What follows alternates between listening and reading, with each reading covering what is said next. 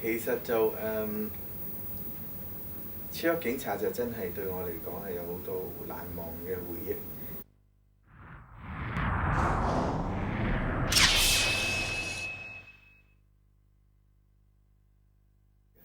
嗰場劫囚犯有直升機飛落嚟，有成100架車，咁又有裝甲車開槍。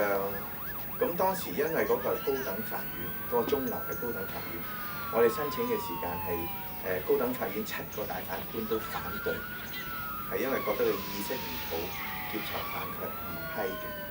咁但係我覺得呢個係電影。同埋個故事係咁，我冇理由揾另外一個地方去辦法院㗎嘛。咁變咗一定要喺嗰度拍嘅成點咧？咁其實就係當時嘅警察交通警係真係好支持我哋。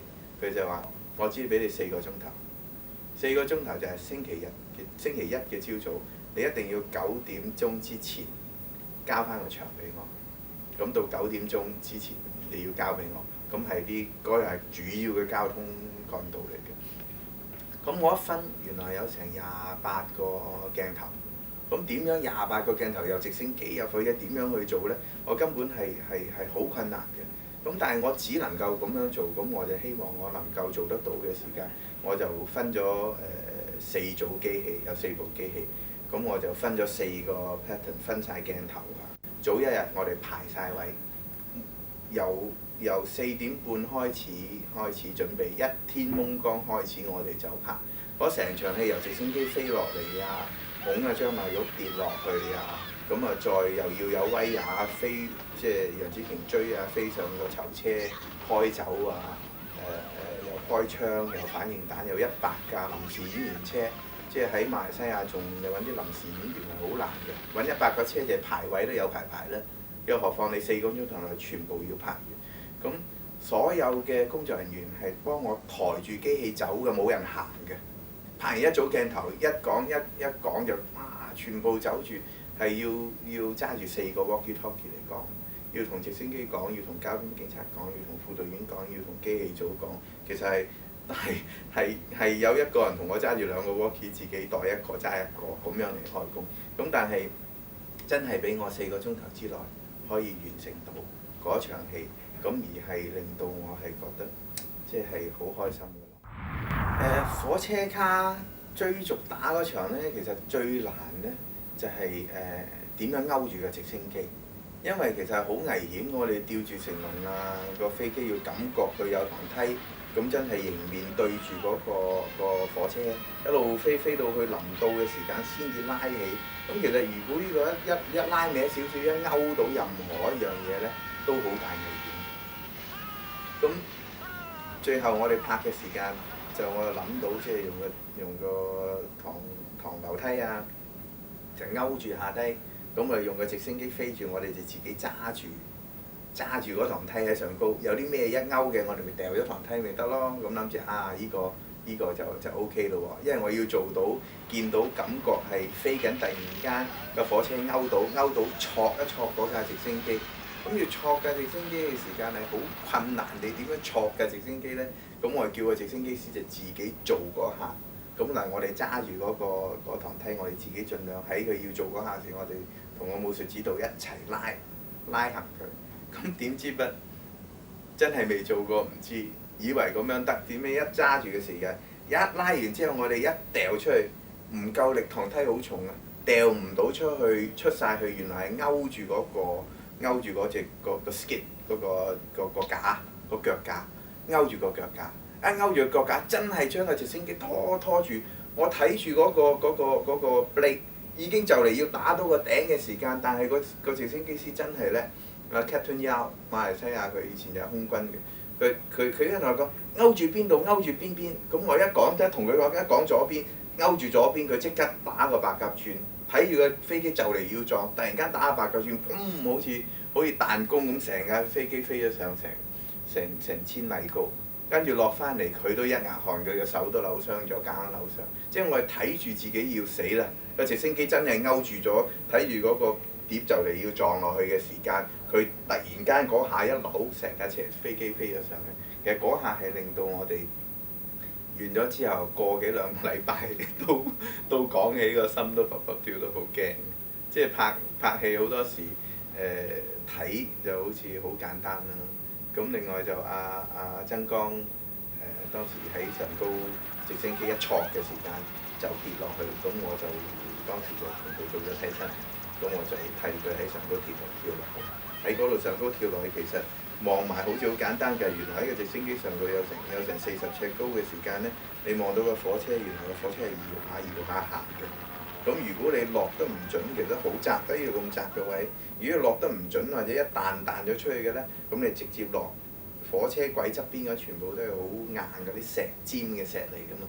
咁如果一有啲咩事跌落去，就真係粉身碎骨嘅。咁就當時我替佢嘅時間，因為好耐冇做替身做導演，咁就唔記得做嗰啲護墊啦。咁服裝俾對鞋我就着咗，咁啊替佢就喺上高搖緊嘅時間就跳落一撞爆咗個腳踭。咁啊跟住就成部戲嘅 ending 我就揸住拐杖，跟住拐杖嚟拍。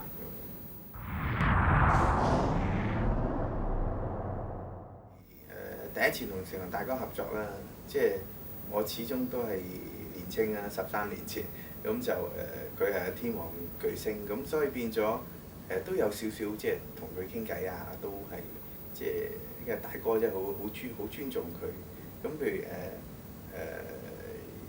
遇到大家有意見嘅時間咧，係唔同意見嘅時間咧，咁就譬如兩個有意見。咁我唔會話拗到面紅面綠嗰啲嘅，通常拗完個意見之後，我哋聽到佢嘅意見嘅時間咧，我就會唔出聲嘅。咁我講嘅意見，我俾我諗諗啦。我諗之後，跟住我就會過咗一段時間，我等佢心情好啲嘅時間咧，我又翻轉頭同佢講，咁就好。等佢有耐性嘅時間，我就會同佢解釋清楚我點解要咁樣。咁就再同翻佢講。咁通常咁嘅形式咧，就佢會接受嘅。但係如果你係即係佢提出我要咁，佢覺得咁樣好啲，咁嘅時間，如果你即時你同佢去爭拗嘅時間，咁可能佢一入咗路，佢未必會同意你嘅。但係即係當你等佢有耐性聽嘅時間，你慢慢同佢解釋，咁佢會聽嘅。即係我覺得呢樣係可能我哋兩個合作得咁好嘅原因咧，其實即係我好了解佢個性格。其實就超級警察就真係對我嚟講係有好多難忘嘅回憶，因為係第一部由新導演去拍一個天王巨星。我係諗盡辦法，希望喺呢部戲將我一生所學所見到嘅動作場面，如何係將佢海陸空三軍，即係乜都有。你睇嗰部戲係快艇追船又有啊，槍戰啊，爆炸啊，拳腳功夫打啊，飛車撞車啊，直升機啊，電單車飛火車。其實基本上動作片嘅元素喺嗰部超級警察裏面，你基本上全部都可以見得到嘅。咁而令我最難忘嘅就係話因為我希望能夠創新，同埋希望係個電影個 ending 嗰個部分最臨結束完場之前嗰10幾分鐘，我希望有個改變。就以前嘅電影可能香港片好多時都係個 ending 一係就係韞喺個貨倉啊，一係喺一個 studio 裏面拍晒。咁一入去你就知道一 lock 門就係梗係打拳腳，咁啊打10分鐘啊，打15分鐘咁樣嘅。咁你點樣你知道？咁但係而超級警察我嘗試係希望係令到觀眾係唔知個結局，唔知個結尾嘅，就係話由佢劫囚犯開始，一路點打點走，直至到追到去即係飛車啊，追到去鐘樓啊，跳直升機啊，直升機跟住點呢？原來又去火車。咁其實每一個步驟觀眾都係唔知跟住發生啲咩嘢嘅。咁呢樣嘢係我希望做到 unpredictable 呢個感覺。咁而最難忘嘅就係話當時要成龍喺7樓高嘅天台，咁就係飛身撲出去掹住一堂繩梯。咁而我哋亦都係見埋地下見晒嘢。咁其實係一個非常之危險嘅事情。咁之前我哋梗係要去 rehearsal 啊，咁其實成龍就畏高嘅。咁我都唔知嘅，因為第一次同佢拍，見佢以前話咁多，點解諗佢咁搏嘅？其實佢話我係 roll 機我先得嘅咋，平時你都係千祈唔好搞我。佢係驚高嘅，即係我見到佢係同佢一齊上去睇嘅時間，哇！佢係驚嘅，望到佢就哇，即係怕嗰種。但係當佢真係一 roll 機嘅時間咧，佢變咗兩個人，可能即係一 roll 機變咗係佢自己專業，佢嘅工作咧，佢就變咗另外一個，變咗個超人咁樣，咁咪衝過去就撲佢就掹住嗰台即係梯，咁就一路飛。咁但係喺飛嘅過程咧，係好危險嘅。我哋係開到成80米飛。咁我記得有一個鏡頭，我就要另外一架直升機一定要跟住 Jackie，即係兩架飛機喺空中飛緊，另外一架同佢對衝嘅時間，即係我哋要睇到係佢。咁啲攝影師咧，又要喺個直升機上都會震㗎嘛。咁你又要鬆 in 咁大，你越鬆得 tight 嘅時間咧，越大嘅時間咧，你越震嘅，咁好難睇嘅。咁因為呢一個咁嘅動作咧，其實對衝飛咗好多次，個攝影師都同我講話唔掂，即係佢喺 walkie-talkie 同我講話唔掂啊！佢話睇唔清楚。我話喂，我吊咗大哥咁耐，你話睇唔清楚係佢，人哋以為係替身我唔得嘅喎。我話你再嚟啦，但係望一望阿大哥就已經睇到佢都面都青埋㗎啦，因為掹住咗咁耐，飛咗咁多次，又好凍嘅。咁即係問佢得唔得啊？咁呢個飛機師同我講：喂，唔得咯喎，睇佢唔掂㗎啦，再吊會出事㗎喎。咁同我講佢話唔好啦。咁但係我望見我知道，如果我唔完成呢個鏡頭嘅話，我仲唔掂。咁我望一望大哥，我話得唔得啊？佢一下低就以為佢。OK 就得啦，OK 就得啦，即係希望我 OK 就好啦，即係得啦咁。但係我就望一望佢 OK，我跟住同個飛機師講：我大哥話 OK 啊，嚟多個咁樣之後就再夾飛多次。咁一飛多次嘅時間，嗰次就真係拍到佢嘅樣啦。咁而但係落嚟嘅時間，大哥都猛㗎，即係喺我哋ending 個 roller coaster，你見到佢踢鞋踢腳，將兩對鞋都踢咗落嚟，係好猛嘅落到嚟。咁但係落到嚟佢好猛嘅時間。但係我叫個大哥你睇睇片先咧，我睇到你好清楚。咁佢行埋一睇到，咁佢咩嘢猛氣都消除晒，咁佢又好開心。即係同佢合作係即係我覺得好高興嘅就係話係佢會好肯去搏，只要佢覺得嗰樣嘢係值得嘅。咁而我做導演個壓力就係話，如果個演員同我咁搏嘅時間，我拍出嚟拍唔到個效果，咁我嘅責任就最大。咁呢個就係同阿 Jackie 嘅即係嗰個難忘嘅啦一次經歷啦。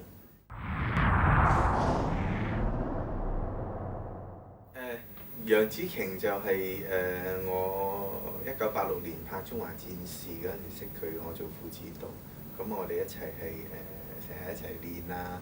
我係由嗰陣時已經好欣賞佢，即係我覺得佢係一個係好令我哋啲武師佩服嘅一個女演員。你知啲武師我哋通常都幾自傲嘅咩？個好多啲身手都好好，全部都係身手不凡嘅人。咁而一個女性而令到我哋咁敬佩嘅咧，就真係只有楊紫瓊一個。咁佢係除咗即係靚女唔再講啦，佢又打得，佢又勤力，又唔怕辛苦。咁亦都係一個非常之好嘅演員。即係我覺得係楊紫瓊係一個好難得嘅演員咯，亦都係即係我哋中國人嘅光榮嚟嘅。咁就另外仲有一個就係楊紫瓊揸電單車飛火車。咁嗰個就其實亦都係一個好難忘嘅經歷，就係話楊紫瓊係唔識揸電單車嘅。而我度呢個橋出嚟之前，佢好中意，但係佢唔識揸電單車。咁點咧？我不如學啦。咁我亦都為咗係安撫佢，即係希望佢即係會放心啦。咁其實我都唔識揸電單車嘅。咁我係非私家車咧，電單車我係唔中意揸，因為我覺得太危險啦。因為我識嘅朋友揸電單車都斷手斷腳嘅，所以我就我就唔贊成揸電單車嘅。咁點算咧？咁部戲要佢做咯，咁我同佢一齊學。咁啊係臨拍之前一個星期先至學嘅啫。咁佢就好快，咁都跌咗幾次。咁就因為楊紫瓊你唔可能當佢即係完全係女仔嘅，佢就好 feminine，但係佢一開工咧一打咧佢係仲犀利過男人嘅，佢呢個係一個 Wonder Woman 咁樣嘅。咁就同佢一齊學完之後就試即係上斜路啊、飛針啊嗰啲咁樣啦。咁就因為要飛出去，第一次我哋要拍飛出去鏡頭，我哋就要吊住佢威亞去幫佢嘅。只要你揸架車飛到上去咧，一能夠飛出去，感覺你飛出嚟嗰個感覺就得㗎啦。咁我再接鏡頭，我哋再拍，咁就俾威亞佢。但係點知一飛出去嘅時間，架車一跌落去嘅時間咧，佢成個人一拉起佢咧，嗰個上五寸下五寸隻腳咧就一撞落去嗰個手個巴嗰度。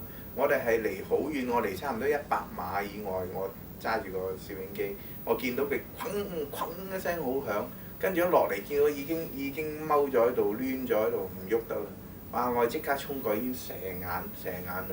咁但係佢第一時間我衝到埋佢問點啊，得唔得啊？即係佢第一句問得唔得嗰陣時，我睇見佢，我自己都有少少，即係都眼濕濕，見到佢咁即刻扶起佢問佢有冇事，因為佢睇到我一睇，哇！成嚿腫晒，瘀黑晒。但係佢都仲堅持，淨係問我得唔得？得唔得嘅時間，我心諗我睇到佢咁，我又唔捨得佢要再做，但係事實上真係唔得。咁所以我一猶豫，佢已經知啦。佢得啊，個導演我嚟多個啦。咁即係佢講得呢句，我即刻好啦，我嚟啦。咁其實另住面我自己都即係幾難過。咁但係即係個演員能夠咁搏，即係佢可能係其實都因為成龍有咁搏啦。咁佢都要咁搏㗎嘛，因為我哋係最好嘅男動作演員，最好嘅女動作演員，第一次合作。